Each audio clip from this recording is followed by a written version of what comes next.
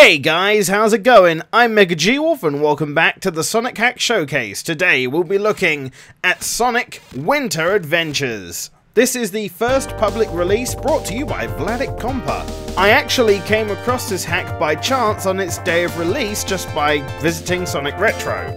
And ever since then I've got nothing but requests to play it. And I'll say it's definitely for a good reason, as it is one of the first more complete hacks to come out. It is still quite short, but other hacks I've played have been various demos and recolors or various small hacks with little gimmicks. Whereas this one, rather, has gone for a complete overhaul with new features and bosses and giving Sonic all the fancy moves like homing attack and super peel out. So basically one useful move and then the super peel out.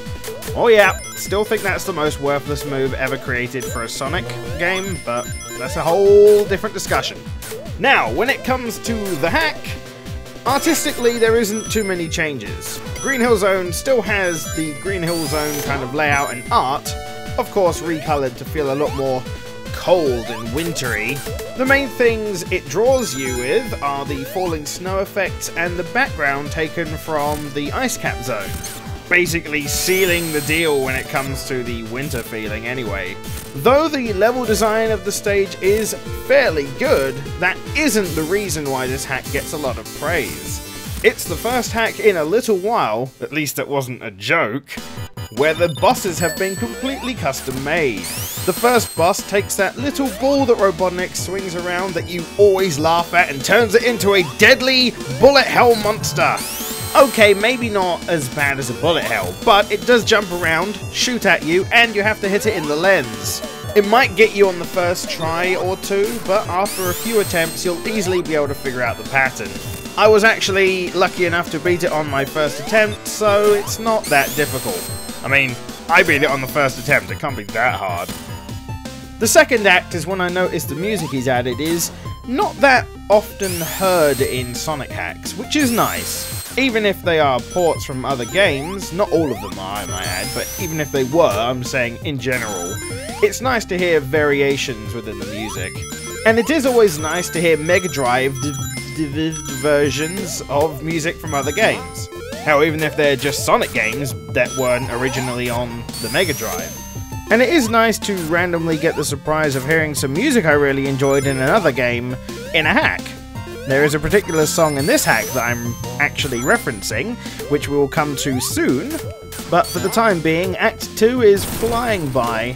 Having said that, there isn't too much to say about the act itself, apart from the fact that the level design is fairly good. Wouldn't necessarily say it's the best thing.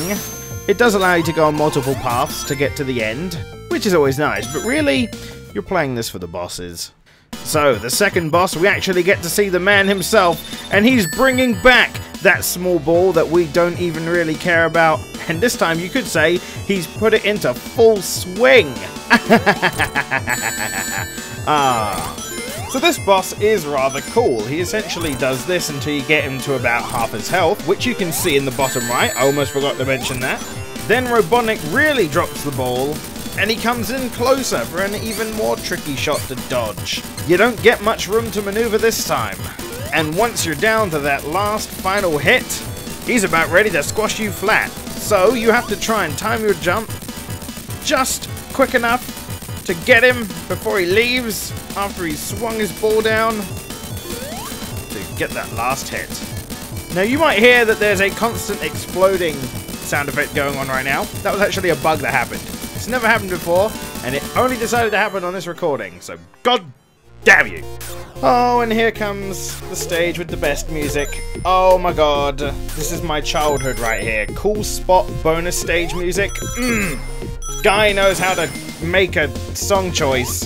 This song was so cool, why is it not used in other things more? It's so good. But anyway, you play through the stage, yada yada yada, same thing we've done in the last two stages. Let's get to the boss. This Sonic is a shadow, one's true self. No, he's not. He's a killer robot that is destined to kick your ass. My god, this boss is a pain in the butt. I died a lot on the first time I tried to fight this guy. The thing is, he repeats some very predictable moves. you can dodge the spin dash very easily. He has very set jumping patterns in that attack he just did on me then. You can usually get in 2 or 3 hits between his attacks to be able to then read what he's doing next. Though in general, after he's done a single attack, it is wise you stay on guard because sometimes he will follow up straight away without giving you a break. It will take a little bit of timing and patience, but you'll get the pattern down.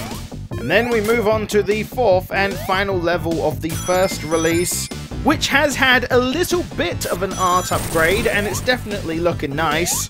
Level layout's still fairly Marble Zone-ish. Of course it's different, but I'm just saying it still feels like a Marble Zone level, which is probably good. Layout's not bad at all, but I know what you want. You want a boss. Well, I'm afraid in this one you don't have a boss necessarily. Oh hey, what's this place? Looks like a perfect place for a boss fight. Oh god! The place is falling down! Oh my god! Everything's exploding around me. Of course, as you could probably guess, these things are going to hurt me if I get hit by them. So you kind of have to learn where they're going to go, because they always have the same pattern, and the hitboxes are really quite annoying. So you might get hit anyway, even though it looks like you're totally going to dodge it, which is quite frustrating. But still, that's not the frustrating part about this boss fight. It's if you make it through and get to this bit. Oh, how I love bits like this, and by love I mean absolutely hate. So now you're trying to run away from rising lava. Instant death rising lava, I might add, with bandits in the way if you don't have any rings. Hell, even if you do have rings, one wrong move and you're completely screwed. So you better learn this layout very quickly or you're going to die a horrible, painful death. Funny story is I completed it on the first time I actually tried this stage, and then in recording I died about 5 times. Just goes to show you beginner's luck is such a thing, and it's so annoying. Anyway, that was Sonic Winter Adventures, at least for now. No doubt there's going to be some additions to it, as this is just the first release of this. And I can't wait, honestly. I can't wait to see what else is going to be put into this, because this was the same guy, I believe the same guy who made that Mega Ultra hack, the one with all the crazy stuff in the bosses, and oh my god. And of course there was a bunch of help from other hackers as well. It's gonna be awesome. So I'll see you on the next Sonic Hack Showcase. Okay, thanks, bye.